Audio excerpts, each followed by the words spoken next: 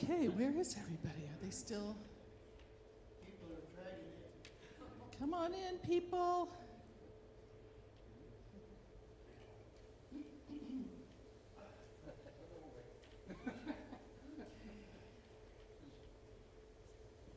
All right, I think we should go ahead and get started. So we have a lot to learn, I think.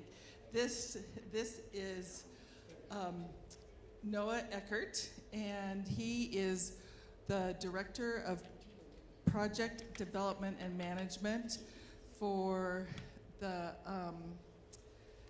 D.E. Shaw Renewable Investments, and his solar power expertise is with utility scale solar projects, so quite a bit bigger than what I've been thinking about. So I'm thrilled to hear what you have to say.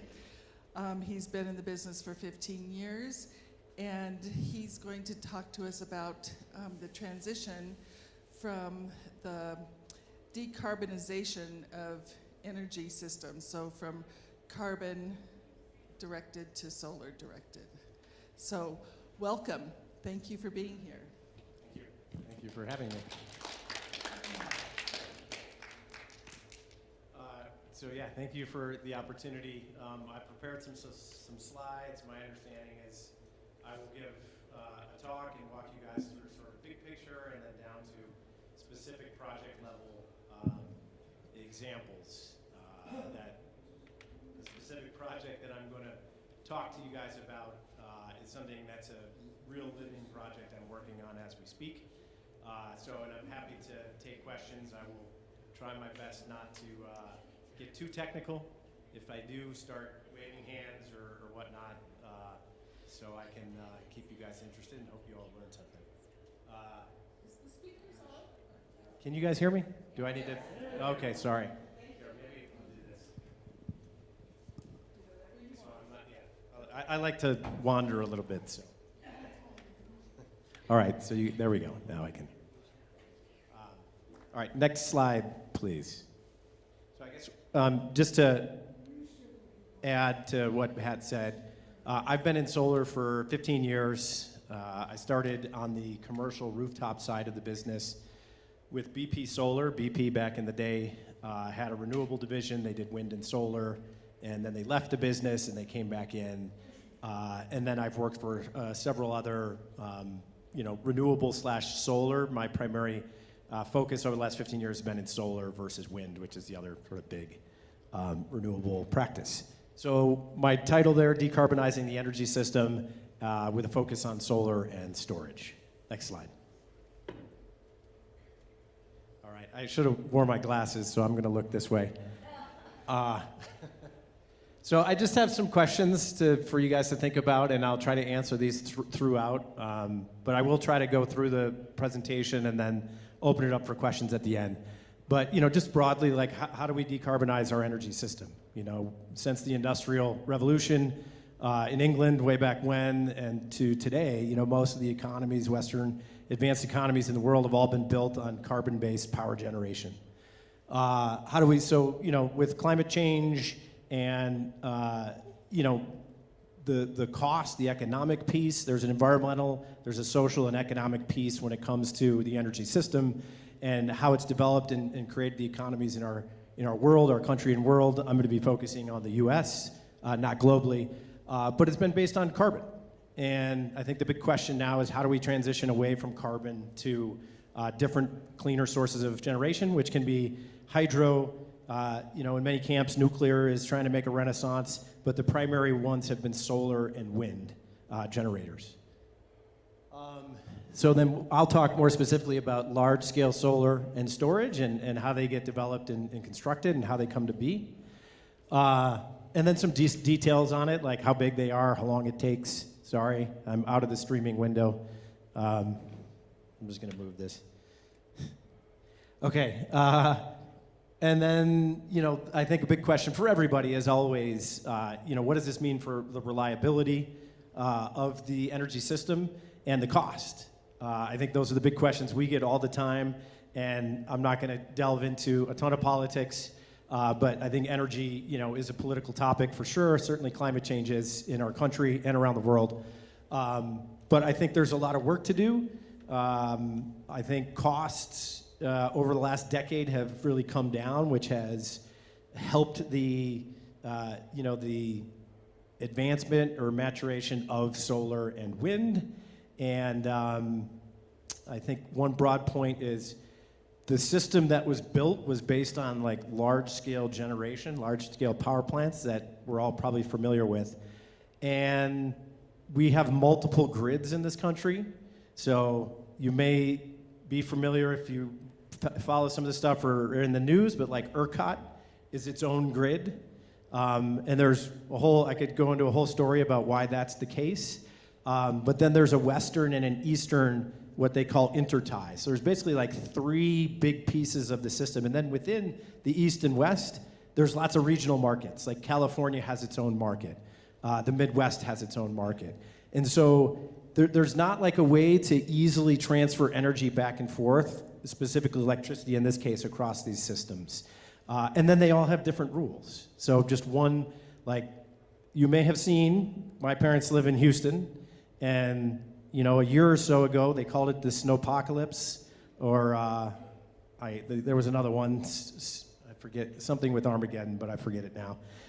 But like there was a lot of speculation of like what all happened. By the time the operator, ERCOT, like studied everything, they realized that wind generators weren't built because they didn't think it would get so cold in Texas. So some of the wind generators were actually not performing as well because they just hadn't been designed to that temperature rating.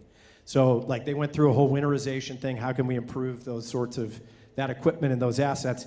And then the other thing was actually the fuel lines of both coal and gas generators. Like the gas lines froze and they weren't able to deliver fuel to those generators. So oddly, not that solar was like the shining star, but solar, because it doesn't rely on fuel and it really doesn't have a lot of temperature issues at very cold temperatures. If it gets super, super hot, the efficiency goes way down. So in Texas, during that, solar actually performed pretty well. So those are just some high-level thoughts as we get started here. Next slide, please. Okay, definitely can't see that. All right, so I just... yeah, and I think I left him at home, so I'll just... That's okay. So this is from the Energy Information Administration. So this is like the big statistical body in the U.S. that, tracks, logs all the energy data across the industry. And they put out forecasts every year. So this is one they put out recently of, what the reference case in 2022 was. So if you see 2020 back, you can see coal was pretty big. It had 20% of the mix. Nuclear's kind of held steady at that, call it 12 to 20, and it modulates a little bit. Natural gas has actually increased. That's actually a pretty interesting statistic from my perspective. I think a lot of people think that renewables were the reason why coal is getting so expensive, but it was really natural gas. With the advent of directional drilling, so like this is a big, you think about technology with phones and computers and stuff like that. There was a massive technological upgrade that happened in the oil and gas sector, and that was, they can literally like put a pad, let's say it's the size of one of these pew banks here, and they can drill down and they can go for miles from that one spot. So in the old days, you used to have to just go do a geological study and like hope that where you drilled was going to get you to a pocket where you could pull something up. Now you can go and you can search for miles and miles and miles and then pull that gas, primarily gas in this case, less oil. So natural gas, even though the number has come down here, you'll see that natural gas is still going to be a really big component of the energy system. And then you can see renewables, they're at, I don't know, probably 5 or 6%. And mind you, renewables in this picture includes wind, hydro, geothermal, solar. And the predominance so far has been wind is the majority. But solar has been growing, as you'll see on the next slide, more than anybody else. So you can see to the right, this is the forecast. As a country, we have said we're going to try to decarbonize our system by 2050. I personally, I've been in the business for 15 years. I think that's a pretty ambitious goal. Again, this is a side topic, but it will, to get to 100% like penetration of renewables on the grid is like astronomically expensive. So the last 10% of the system trying to get there, it doesn't make a lot of sense. So, we're always going to have some mix and some balance to the system, and my take is it's going to be a battle between gas and nuclear. We'll see where that fares. Total side note, like there are people still working on fusion, and there's like a company out of the UK and MIT that, just got funded from the DOE with a fusion grant, and we'll see. But the people in my space, we think if anything's going to happen there, that's decades and decades away still. So just taking a look up here, one other just interesting note is as this year's not the best actually, because we're finally coming out of a drought, but like hydroelectricity, you think that's a very stable thing, but like that's at risk in the future too, depending on the impacts of climate change. And if we continue to have, these mega droughts and things like that, you're gonna, lower the reservoirs. You're just going to lose capacity and throughput for those generators. So, where do we look to? I think you can see it's a pretty striking, to go from a very large percentage of coal down to, 10% in 2050. I think it'll probably trail off. There is really no new investment going into coal in this country. So there are some generators because of challenges that we're having with some storage and like getting renewables to be fully dispatchable on the grid like a coal plant. You're not seeing the investment there, but you are seeing some of those generators like in Texas that had to come back online because of some of the challenges we're having. So there's the long story short on that is I think the next 10 years will be very interesting, but if you talk to any utility executive, like they're not investing in new coal, they're investing in other kinds of generation. Next slide, please. And so, I'm a little biased because I've been in solar for 15 years, and the thing I like about solar is it's modular, it's technologically driven. So when I first got in the industry 15 years ago, panels were about 150 watts. And today, the project that I'll talk a little bit more about is putting 585 watt panels in. So in 15 years, just from an efficiency gain perspective, that's pretty extraordinary. And a panel cost $4 a unit cost. Those 15 years ago, today it costs about 40 cents. So at some point, there will be diminishing returns, and you're gonna, there's only so much you can squeeze out of glass and aluminum and silver and things like that. But over the last 15 years, the efficiency gain and the cost improvement has been tremendous, which has given renewables a huge edge in becoming cost effective on the system. So as you can see here, this is, again, something that this is actually the DOE, the Department of Energy, put together of like, what kind of deployments do we need to have in solar to be able to get to a decarbonized grid by 2050? And if you can just see, there's a tremendous amount on the grid today, and you just look at that dot there and just see 225 gigawatts up to 1,600 gigawatts by 2050. I'm trying to do quick math. Maybe somebody who's a better math mind than me, but typically it's about, let's say, 8 acres per megawatt, right? There's 1,000 megawatts to make a gigawatt. So if somebody can do quick math, you can sort of see how much land is required to do that. And I think that's the Achilles heel for solar. Like that's typically where we run into the most pushback in communities, and from permitting agencies and things like that, farmers, ranchers, people that were using the land. Solar is a pretty land-intensive use. Next slide, please. Okay, just to give you guys an idea. So this was a project I developed several years ago. It's called the Hunter Solar Project. It's in Utah. And if you look at the picture on the right, that's a drone shot that we took post-construction. This is about 850 acres of land. Also, all the dark panels there, that's about 850 acres. Obviously, if you drew a circle around it, it's probably 1,500 acres or so, but of the land used. And if you're ever driving down,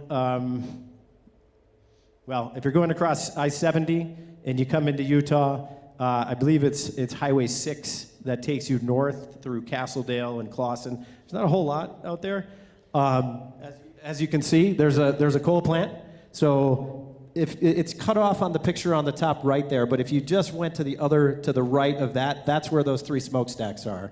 And then the panels you can see there are just on the other side of the ridge. So those panels, I think in the sort of the foreground toward the mountains up there. Pacificor was the buyer of that project. So in most cases, we'll sign a large power purchase agreement, they call it. So it's an agreement to sell. We basically, as a developer, we take all the risk, we get all the land, and I'll walk through some of the details of that. But we put all those pieces together and we sign a contract with the utility, and they just sit there and wait until we finish thing, and then we basically plug it in, flip the switch, and then all the power from that plant goes to Pacificor, and then they distribute it on their system. So it goes, a common question we get in communities when we're doing presentations on these projects is, am I going to get the solar from your plant, like in my house next door? Or, some people say, hey, can we put some panels on my house? And unfortunately, it doesn't work like that. That would be a totally separate, not that we couldn't do it, but that would be a totally separate thing. But think of electricity like water. So if you plug your extension cord into the grid, like the electrons are going to flow wherever, like to the path of least resistance. But they're also going to flow to load that's closest to where they're being put in. So I can't promise somebody if they're like living within the vicinity, if they're in a home, you can't really see it here, but the community's just to the north. Are they going to be directly consuming that solar power? Hard to say. I can't direct where their electrons go, but that's sort of how it works electrically. And then just to give you a sense, that plant has 302,325 solar panels. And that's a 100 megawatt project, which will power about 25,000 homes. Next slide. And then this is a nod to my father-in-law, because he asked me to put some more different types of utility scale projects that are coming. So most of what I do is generally in remote places. We like to build projects, you'll see on the case-specific example I have, of building them near power plants, because especially a coal plant, when it comes offline, there's all this infrastructure that was already there and in use, and so we don't have to go in and build new stuff. The challenge is you have to find a coal plant that has nice flat land and is good for putting solar panels up. So people are being very creative of what are other ways that we can plug solar into the grid, have less an impact on the land. I personally think photovoltaics are really weird because water and electricity, I was always taught, it's not a good mix. Typically, you don't want to put a fan in the bathtub with you, or a blow dryer, or a toaster. But the engineers have figured out how to do it and do it safely. This is a project on a reservoir in New York. So these are coming. I don't know how much they will, of the overall mix, but people are being creative. If you go to the next slide, there's actually, if you ever have time up in Louisville, there's a project called Jack's Solar Farm, and they got some grants from NREL and the DOE to, I don't know if this is actually from Jack's, but I think it is. I think that silo behind gives it away. But they're playing around with this concept of dual use. Can you both farm and have solar panels in the same place? Which is a really cool idea. It really, I can't think of anything better, right? You're still being able to farm the land and you're generating electricity. Both things are clean. Both things are taking carbon out of the atmosphere. The challenge with this for my work is to scale this is extremely difficult and expensive.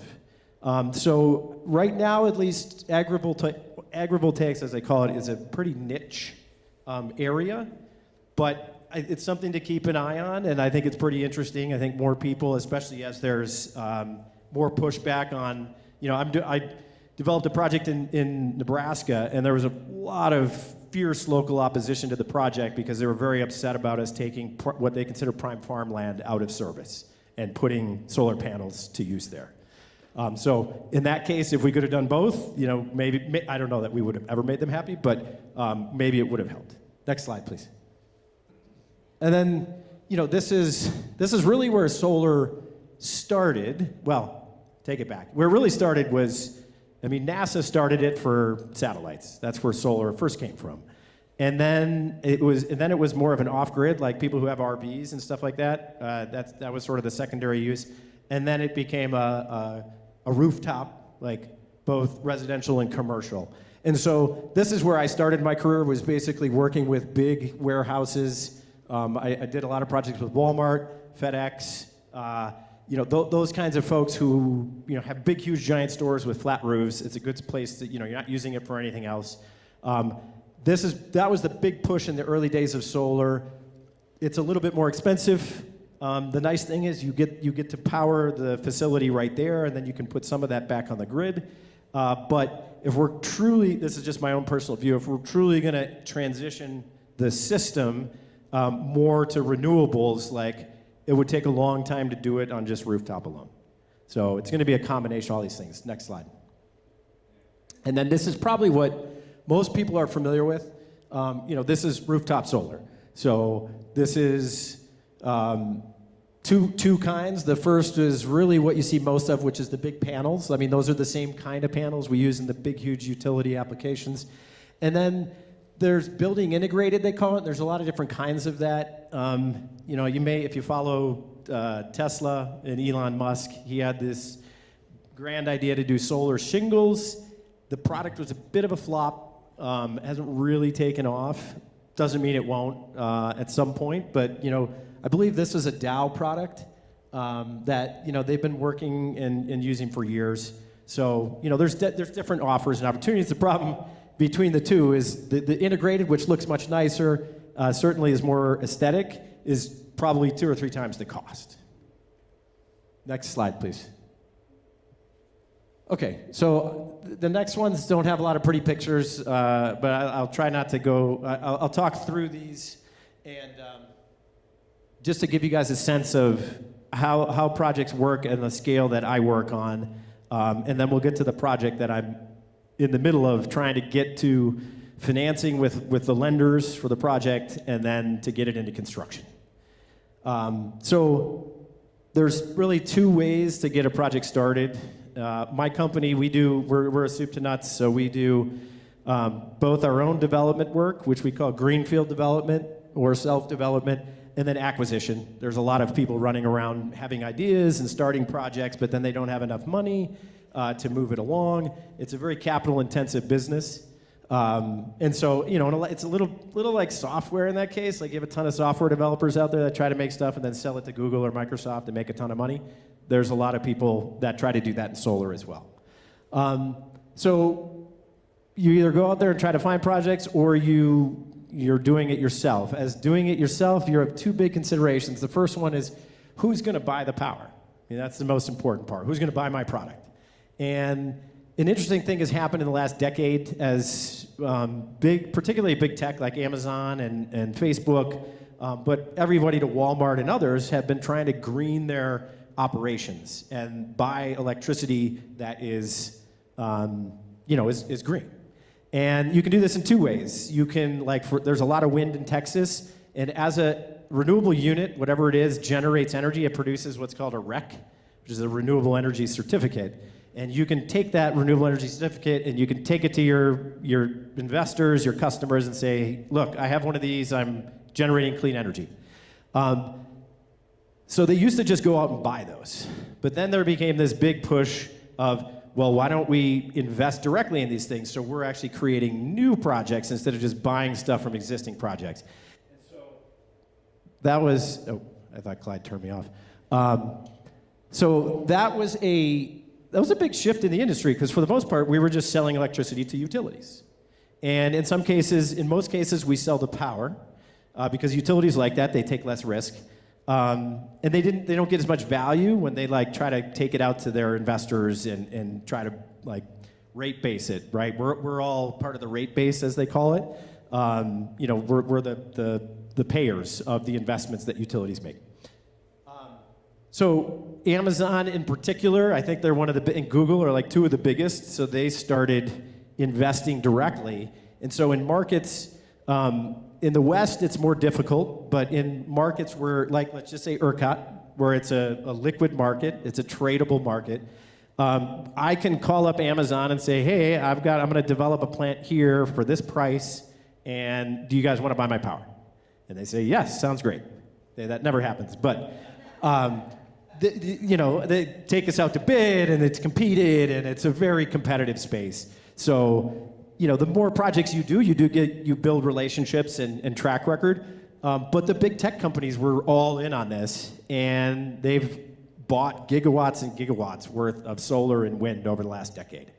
Interestingly, another project that I'm working on, we had a PPA with Amazon, and it was just about to be signed, and then Amazon laid off 18,000 people, and they just recently said they're going to lay off another 9,000 people. The tech sector's gotten hit hard, recently, and Amazon walked away from that deal from us. So we're starting to see a shift in behavior, particularly in the tech community, of not wanting to follow through on these deals because they're more interested in cost cutting right now rather than investing in new projects. And I won't get into that, but that's a whole other headache. All right, next slide, please. All right, interconnection. Sorry, I get all excited about the geeky stuff, but I won't bore you too much. The most important part, honestly, is getting connected into the grid. And this could be a whole talk as well, but there's these, what they call interconnection queues. You have to file an application. Usually you have to put millions of dollars down. It's a very expensive process. And it takes 3 to 5 years to get studied to see if you can put your power into the grid safely. And in many cases, I've been on projects that it cost $2 million, and I've been in projects where they came back and said it's going to cost you $85 million to connect. So it's all over the place. It depends where you are. It's typically better to be next to a big city or the load where you're actually giving the power, sending the power versus being far away, which is also different from the way we used to do it. Real estate. I guess all these things are the most important. If you don't have land, you don't have a project. So this is the whole process of working with landowners. In most cases, they're farmers and ranchers. We need upwards of 500 to 2,000 acres, depending on the size of the project. And you typically will sign a long-term lease for, say, 30 to 50 years at a dollar per acre rate. So the good thing for the landowner is, particularly in farming, it's a very volatile business. And so we give them a fixed price over 30 years, so it takes a lot of the risk out of it. If people are interested in doing that, in many cases, people are ready to just move on and we'll buy the land. So there's both ways to do it. And then there's a whole bunch of other stuff to do, like you need easements and rights of ways, and if people have power lines and pipelines and minerals and things like that, you have to work through all of those things to get them cleared so that you have the right to put your project on their property. Next slide. And this gets into permitting. So permitting is basically us studying every single thing you can possibly imagine, both below the surface, on the surface, and above the surface. And so this is generally driven by federal and state rules and laws, many cases local and county. So just for the U.S. Fish and Wildlife Service, we have to study all the impacts we're going to have on wildlife and plants. We have to work with the U.S. Army Corps of Engineers on all the water impacts and wetland impacts and drainages, and make sure we're not negatively impacting those kinds of things. We have to do studies with the FAA and make sure we're not impacting nearby airports or traffic patterns in the air. That's usually a glare analysis. It's fairly basic these days, but in the early days it was a big concern. Cultural is the other real big one. And depending on where you are, you can have typical cultural impacts, or you might have to deal with tribal impacts as well. What else is part of that?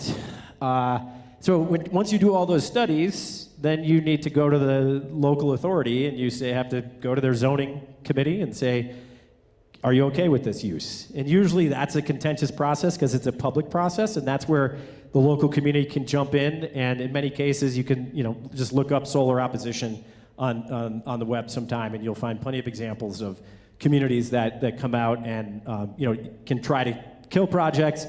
Some cases, people are very supportive.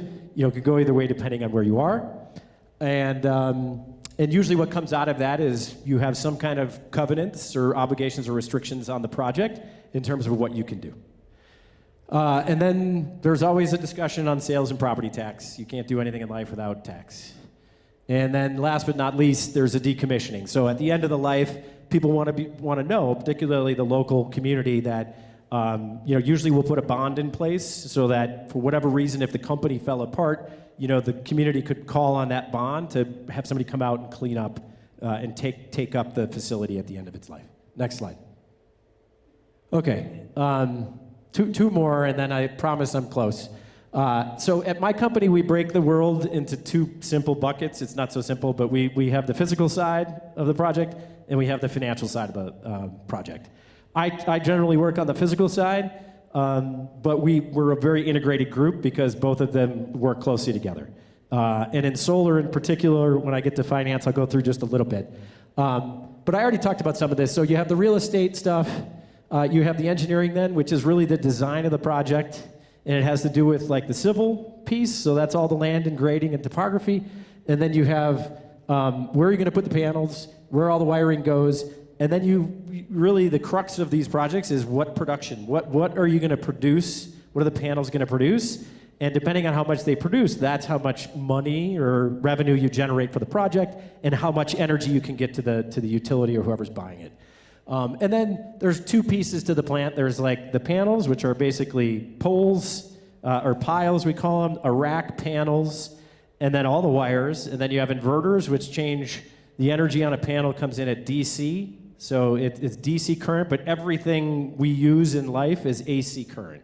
So all power that comes on the grid, or you plug your phone, whatever it is AC current. So the inverter changes it from DC to AC, and then you send it to a transformer, and that's the second side. If you ever drive by a substation, right, that we have to build a substation per project, and that's what basically steps up all the voltage for the project, and then that sends it off to the grid.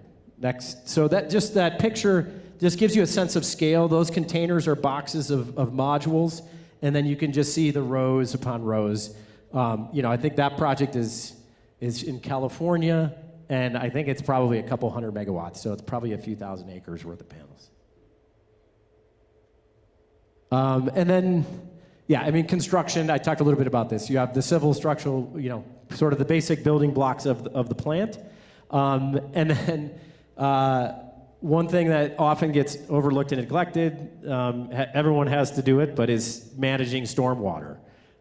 So you're obviously changing and improving the land, and you need to make sure that whatever new drainages you're creating, you're not having negative impacts on your neighbors or watersheds around you. Next slide. Okay, and then financial.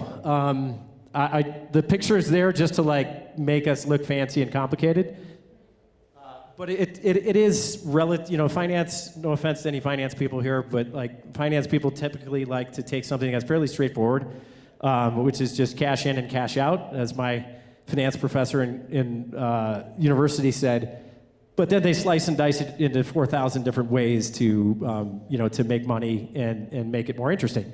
And for solar, there's a lot of interesting steps as you go through, because there's a tax credit that's worth 30% of the project. That's been a big boost and help to our a fledgling industry. I mean, we've really only been, I'd say, operating at scale for the last 10 years. And then you have what's called tax equity, which is basically anybody that has a large tax bill can take those taxes, and basically they will invest them in us because we get a credit for that, and they get that credit against their tax bill. So it's a very common thing. Congress gives tax credits to every industry, but it's a primary mover for ours. And then traditional debt, we bring in, if you think about it, we'll typically put 10% equity into a deal, 30% is going to be tax equity, and then the remainder is debt. And then on the front end of the project, I mentioned, like, before you have a power purchase agreement, which is the energy agreement where you actually lock the revenue and make the money, everything is at risk. So if you spend $1 or $100 million, until you have a power contract, you're putting all that money at risk. Next slide. All right. This may look very jumbled, but this is the project. This is called San Juan Solar Project. In the lower left corner, if you ever are interested, you can go. This is in the Four Corners area, Farmington, New Mexico. There's a power plant there called the San Juan Generating Station. It was decommissioned and retired last October by PNM, which is Public Service of New Mexico. It was a 1,500 megawatt plant, and we are developing in the blue there a 200 megawatt solar project with 100 megawatts of batteries, or 400 megawatt hours. And that project is slated to come online May of next year. So we are very busy right now putting all the pieces together to make sure we have all the land rights. We have to build a 7-mile basically extension cord. This is a transmission line to get from our panel location there down to the PNM substation where it says there. That's a 7-mile path to be able to connect into basically their outlet where they're going to accept the power. And then to the upper right is the phase 2 of the project, which is in development. And we're hopeful that we could be able to pull all the pieces together. We're talking to PNM as well as others who might buy the power. And that project, if all would go well, would go in service in 2026. So just to sort of come full circle, the development on this project started in 2016. And we're now in 2023, and we'll put it in service in 2024. So these projects are very long, take a long time to work on and get to a place where they can become viable. I think that's all. Next. And this is just a picture of the layout. Like when we get ready to take this to our county and get a permit and then get construction documents, our engineer puts together a big thick pack that, this is the overall layout, and then there's detail sheets that show you like where all these panels are going to go, where the posts are going to go, et cetera, and so on. So in the middle of it, you can see there's a black kind of square. This is very new, and I'll just finish on this, but energy storage is the new thing that's coming, and it's starting to get plugged into solar projects and wind projects. And part of the issue is as you take away coal and gas, like those are generators that run constantly. Solar, obviously, when it's dark out, doesn't run. So we need to be able to store that energy somewhere. And the grid just wasn't built to store energy, generally speaking. So this is the biggest challenge right now, is figuring out how to store energy on the grid. We'll see where it goes. Lithium ion is the battery of choice right now. That's what we're using here. And just to give you a sense, a battery, we're going to have 26 containers, so a shipping container. We're going to have 26 containers of batteries that will be in that black box there, and that's equal to 100 megawatts, which produces 400 megawatt hours of battery. And so the solar will this one's an interesting project because the solar will be able to store into the battery, but we can also pull energy off the grid. And then the utility can basically use up to a limit of what we have on the storage itself to help feed their load on the grid.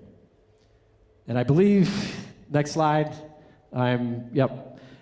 Then this was a project that we did in Minnesota, and this one has pollinators on it. So, we're looking at other ways. We have sheep grazing on one of our facilities, which we don't have to have a lawnmower come out because the sheep help us with that. And then we help give local shepherds work to do there. And then we find pollinators is actually a really good dual use at these facilities, not only to produce honey, but it's good for the local ecosystem as well. So with that, I'm going to stop and open it up for questions.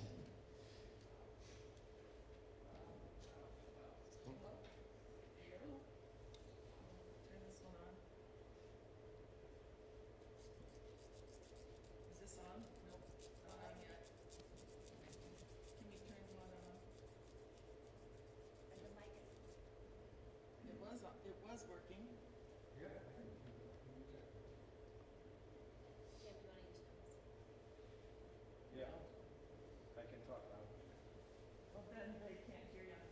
That's fair. Hello? Okay. Who had the question here? These projects, these big solar farms, are there individual investors who can participate? And if so, what sort of benefit outside of kind of the turn back do you get? I have a neighbor who says, well, I talked to him about doing a solar, with me, and he says, oh, I've already invested in a big solar farm, so I don't need to do it on my house. So at least the projects that, like, of the scale we have, so just to put a number on it, that project at San Juan is roughly a $500 million project. We're not taking individual investors. I think like the smallest investor, and my finance guys might get me for this, just given the size of it, would maybe be from a family office that, has hundreds of millions of dollars, and they could invest potentially that way. I would say if you're interested, there's the one that I didn't put up here is community solar.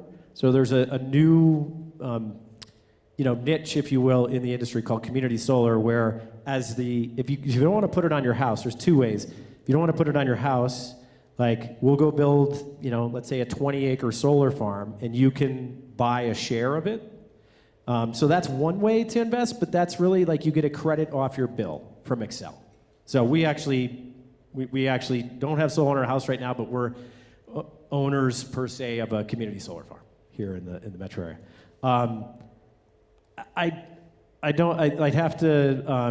I'd have to get somebody from our finance team in, but there's not, unfortunately, like an easy way to invest directly in a project. It's more of investing in a company or say a solar ETF or something like that. This is probably a really silly question, but is there a glare factor that you have to consider building these farms? I mean, it seems like there would be so much sun glare coming off of them. Yeah, no, it's a great question. So the way, as technology improves, like the whole goal is when the sun comes and hits the panel, is to go through the glass, and they put an anti-reflective coating on it. So when that sunbeam hits it and goes through the glass, some of it's going to refract, but they put a coating in there, and I don't think it's 100% doesn't get refracted, but literally it will catch that bounce and then send it back in again. So that's what the glare study, if you're within, I think, 2 miles of an airport, you have to do a glare study. I'm not aware of any glare studies that have failed at this point. So I think some, but like the design of it itself is meant to, basically disperse or to stop the glare. Yeah, well, I was concerned about the heat that, since it's an anti-glare, maybe it doesn't generate the heat that might affect the bees or the other pollinators out there, so I was concerned about that. Weather change, you get snow on it, you have batteries for backup, but that brings another problem into mind, which is how do you dispose of the batteries as they wear out? So we have so many batteries being used in our society today that I'm concerned about disposal of all of these very polluting devices. Yeah, I mean, I think recycling is a critical challenge for the industry as a whole. I mean, batteries, at least at the scale we're talking, are just in their infancy. So, not to kick the can, but like we have 10 to 20 years of operational life for these to work through how best to recycle the components. I think we're looking to the panel side first. Panels are aluminum, glass. The silicon wafers, is basically sand. You have silver, and then you have plastic and copper. Those are the main pieces. Probably the harder thing to deal with is like the anti-reflective coating, because that's there's a chemical. I don't know the specific chemical for that. Europe is actually, like most things compared to the U.S. when it comes to recycling, is quite a bit ahead of us. So I think we're learning. You're starting to see people ramping up recycling efforts on the panel side. I think you're going to see that on the battery side as well. You know, we have a decommissioning plan that we have to put in place for both to be able to dispose of those. And I think it's incumbent on the industry to, you know, figure out how best to recycle those materials. Two questions quickly. If you're an investor-owned utility, you're a franchise, and they're guaranteed a return, I guess. So when they buy power from you, do they mark it up? I would say yes. No. I mean, I'm not behind the desk at the utility, but I'll just, you know, like a utility, we don't sell power to Excel, so I can't translate it directly to like my energy bill or yours. But P&M, for example, I'll just give you a range so I don't get in trouble with my company. But you know, power is somewhere between $30 and $40 wholesale for a solar project, closer to the 30. Wholesale coal, like what they just retired, was more like in the 50s. So that's not to your question, but I'm pretty sure that the rate that gets passed through to the ratepayer is greater than, let's say it's $35 they buy the power from us. Unless the rate of return, because they get a guaranteed, I don't know if anybody's in the utility business, but it's like the only, you know, people in the world who get a guaranteed return on their investments. It's a pretty good business if you can get it. So I honestly don't know when they pick those prices. I mean, they go out to bid. Like that was the PPA we have. That was a competitive process. But my assumption is that what they buy, like they have to layer pieces on that before they turn around and put it on a customer bill. Second question, just curious, do you do your own construction? We do not. Yeah, we are, I mean, D.E. Shaw started as a, you know, it was a small group that basically raised money from investors and went out and bought projects. The first project they bought was a wind project. And so the evolution of our business was more of on the finance money side and buying it. It's almost like fixing and flipping a house. Like they would go buy an asset, figure out how to build it as efficiently as possible, and then they would sell it off to, say, an infrastructure fund. Now we own and operate all of our projects. But that's our focus is development. We own the construction, but we will hire an EPC contractor, engineering, procurement, construction is what we call them. So, for example, the project that we are doing in New Mexico, there's a company called Swinnerton. You know, they build buildings. They have a whole construction arm, and one of theirs is renewables. They're going to be doing the construction for us. Engineering and construction. Yeah, they're designing it for us. So that design that you saw up there, that was through them. They hire a separate engineering company that they like to work with, and so the engineering company does the drawings and stamps it, and then they have their in-house construction. And just on that project, we actually have a third or a second constructor, I guess, who's doing the substation and the transmission line. So sometimes you'll have a general that does everything. Sometimes you break it into pieces.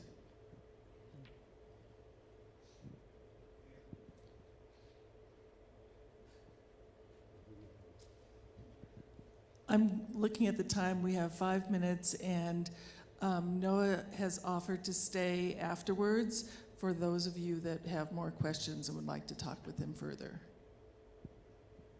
Well, John had 2 questions, so that's mine as well.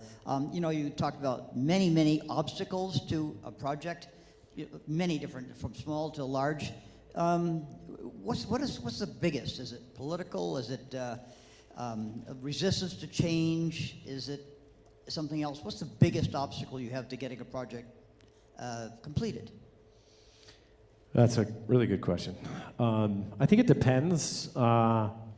It depends on the physical constraints. So sometimes we have a project in Pennsylvania that we ended up buying, and we thought it was a good idea. And then once we got in and really did the topo surveys and geotechnical work and things like that, we realized that only 60% of it was buildable, where the people that sold it to us believed that 80. So part of that was not doing diligence well enough on our side. So there's like a diligence issue, but that's more on acquisition. I think your question is more, what are the hurdles? I would say the biggest one we see today is the farmland question. That we're taking farmland out of service. There's an aesthetic argument that comes up often. So we do a lot of like landscape vegetative screening and things like that to, help, protect view sheds or at least help mitigate them. It really depends on what part of the country you are, but I think the other big argument we see is property values. People are very concerned about property values. There's actually a few studies that have been done out there, and generally there hasn't been like a conclusion that there's an increase in property values. I don't think people would generally think that, but at least the studies that have been done so far don't show that there's like been a negative impact or people have had hard times selling their homes near projects. Trying to think of what Okay. else. All right, that's great. If one of the major obstacles is horizontal use of land, covering farmland, is there any thought about going vertical? Vertical structures populated by solar panels? Yeah, not that I have heard of. And I think part of that is just like a panel is basically like a sail. So as you go up, like the embedments you'd have to have in order to not have the panels, fly away, and then you have damage control issues and things like that. So yeah, not as far as I know. The only like vertical stuff I've seen is the agrivoltaic, where people are talking about lifting, building higher structures so you can like get a tractor underneath and do things like that. Other questions? You mentioned decommissioning a few times. So does the panel have a discrete lifespan? Yes. So if you ever are interested, NREL out in Golden, right, has it has like a panel testing area that has panels that are 30 years old. And at least some of those early panels have had relatively low degradation. So a panel is warranted for 25 years, and that warranty goes from 100% of output of the rated capacity to 80% in year 25. The oldest solar farms are coming up on 20 years now. So we haven't really gotten the true end-of-life cases to really understand. And so there's not a secondary market yet for panels. I mean, there's a question, will there be? My personal view is because the technology will continue to improve in efficiencies, which is good for everybody, because as you can shrink the footprint and still and have the same power, right, you'll have less panels that you need to use. That's what I know. Thank you very much. We are out of time, and please feel free to stay and ask questions that you haven't been able to ask online. And thank you, streaming people, for coming, and thank you all for coming. And we'll see you next week. We'll pose that question about the recyclable batteries to Ryan. Thank you.